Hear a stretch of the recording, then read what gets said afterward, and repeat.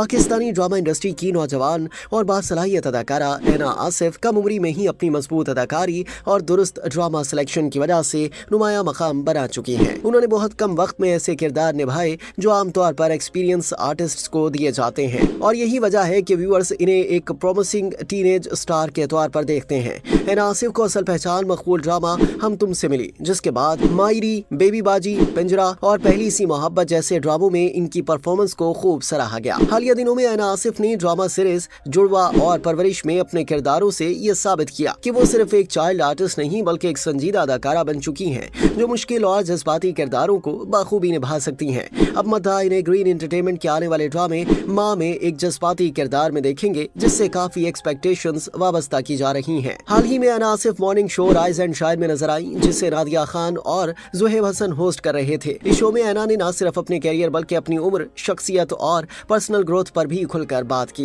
इनका अंदाज मैच्योर था, मगर बातों में एक नौजवान लड़की की सच्चाई भी झलक रही थी। ऐना आसिफ ने बताया कि अब वो 17 साल की हो चुकी हैं और उन्हें लगता है कि अब वो अपनी उम्र की ही दिखाई देती हैं, मगर माजी में ऐसा नहीं था।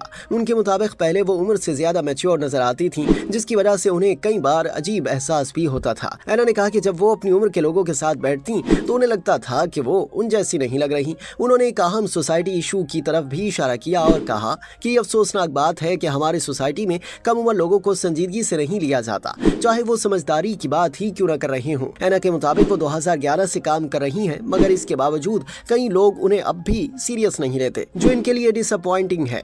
उनका कहना था कि शायद लोगों की नजर में मैच्योर होने के लिए उन्हें अभी और वक्त दरकार है। इस गुफ्तगू में ऐना आसिफ ने अपनी वालिदा का खुसूसी जिक्र भी किया। उन्होंने बताया कि उनकी माँ हमेशा उनके साथ खड़ी रही, चाहे वो कैरियर के फैसले हों या पर्सनल लाइफ के मसाइल। ऐना के मुताबिक इनकी माँ इनकी सबसे बड़ी सपोर्ट सिस्टम है और वो खुद को खुशकिस्मत समझती हैं कि उन्हें ऐसा सहारा मिला। ऐना आसिफ की ये गुफ्तगू न सिर्फ उनके मुद्दाहों के लिए दिलचस्प थी, बल्कि उन नौजवानों के लिए भी एक पैगाम थी जो कम उम्री में बड़े ख्वाब लेकर आगे बढ़ना चाहते हैं, मगर संजीदगी से ना लिए जाने की शिकायत रखते हैं।